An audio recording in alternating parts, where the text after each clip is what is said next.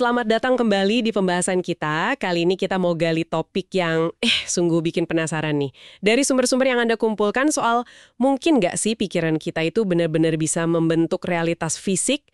Kita akan fokus ke gagasan Dr. Joe Dispenza, terus ada fenomena placebo juga, dan tentu apa kata sains sama pengalaman nyata orang-orang. Sumbernya beragam ya, ada artikel ilmiah, ulasan buku, diskusi di Reddit juga, sampai kesaksian pribadi yang wow banget. Oke, jadi misi kita ya coba membedah idenya, kisah-kisahnya, dan juga kontroversinya. Betul, ini kan sebenarnya pertanyaan klasik ya, soal hubungan pikiran dan tubuh. Tapi sekarang kita lihatnya pakai kacamata neuroscience modern, plus ada cerita-cerita transformasi pribadi itu. Inti pertanyaannya sih, apa iya ya, keyakinan kita doang gitu bisa mengubah kondisi fisik secara nyata? Nah, mari kita lihat apa yang ada di sumber-sumber Anda. Dari Dr. Joe Dispenza dulu ya, sosok ini sering banget muncul. Siapa sih dia? Sumber menyebutnya chiropractor, peneliti, juga penulis. Fokusnya itu di neuroscience, epigenetik, sama fisika kuantum. Yang menarik, perjalanannya sendiri itu loh, dimulai dari kecelakaan parah, tulang belakangnya remuk, tapi dia nggak mau operasi. Oh iya? Terus gimana? Dia klaim sembuh total, hanya lewat kekuatan pikiran dan meditasi intensif berbulan-bulan. Nah, pengalaman pribadi inilah yang jadi dasar keyakinannya. Menarik. Konsep kunci yang sering diangkat dan juga ada di beberapa sumber Anda, itu neuroplastisitas. Itu pada dasarnya kemampuan otak buat berubah struktur dan fungsinya. Berdasarkan pengalaman, pikiran. Oh, jadi otak kita nggak statis ya? Bisa disetting ulang gitu? Bisa dibilang begitu. Dan ini nyambung banget sama efek placebo. Gimana keyakinan pada suatu pengobatan, bahkan yang palsu atau kosong, kata sumber dokter Anda, bisa memicu perbaikan fisik. Ada contoh eksperimennya juga kan? Yang soal bayangin latihan jari itu. Iya, betul. Hanya dengan membayangkan kekuatan fisik jarinya meningkat. Ini nunjukin potensi pikiran itu sendiri. Tapi seberapa cepat sih perubahan otak atau efek placebo ini bisa terjadi? Apa ini proses lama atau bisa instan kayak beberapa klaim? Nah, itu dia. Pertanyaan bagus. Sering jadi perdebatan juga. Secara teori sih, neuroplastisitas bisa terjadi relatif cepat buat hal kecil. Tapi perubahan besar ya biasanya butuh waktu, konsistensi. Kecepatan placebo juga macam-macam. Tapi yang jelas, sumber-sumber Anda coba jelaskan gimana pikiran positif itu bekerja secara biologis. Iya, ada jurnal neuropsikologi yang menjelaskan ini.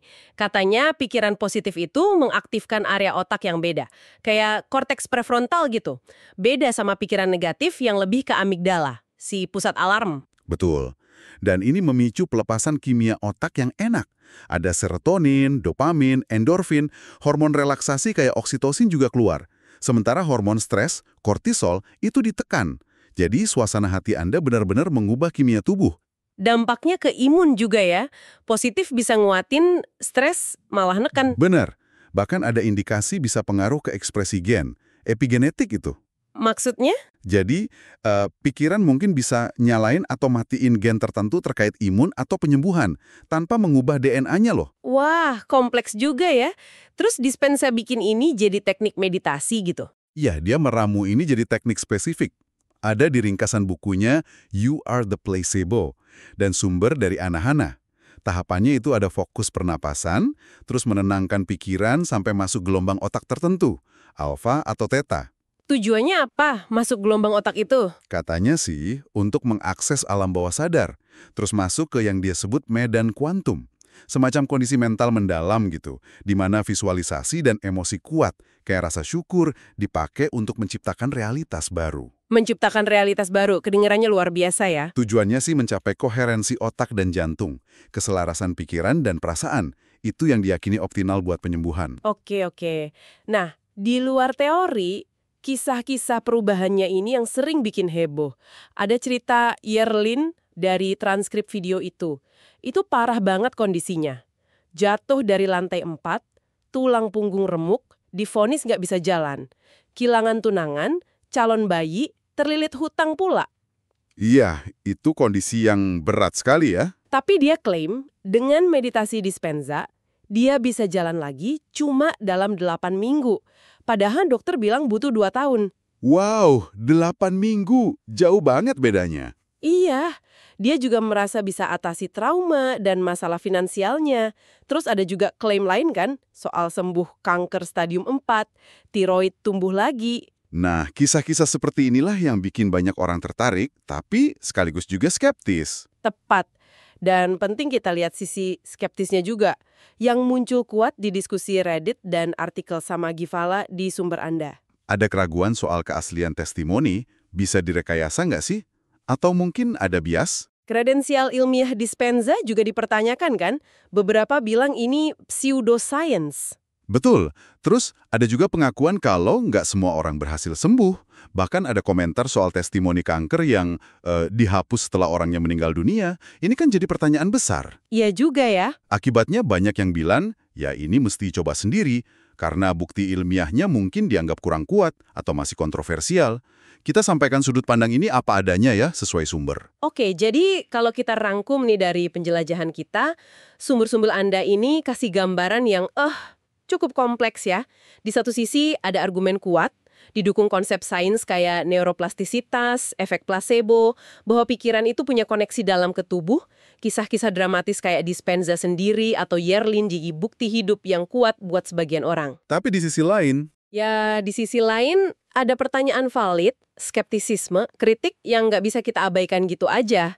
Lalu, apa artinya ini semua buat Anda yang mendengarkan? mungkin gini ya cara melihatnya. Lepas dari kita setuju atau nggak sama Dispenza atau metodenya, benang merah yang konsisten itu adalah adanya potensi pengaruh keyakinan dan kondisi mental kita terhadap biologi tubuh. Pertanyaannya mungkin bukan lagi sekedar apakah pikiran mempengaruhi tubuh, tapi lebih ke bagaimana caranya, seberapa jauh pengaruhnya, dan dalam kondisi apa saja itu bisa terjadi. Jadi lebih ke detail mekanismenya ya? Iya. Dan mungkin pelajaran utamanya adalah pentingnya kita menyadari dan mengeksplorasi kondisi internal kita sendiri, keyakinan kita.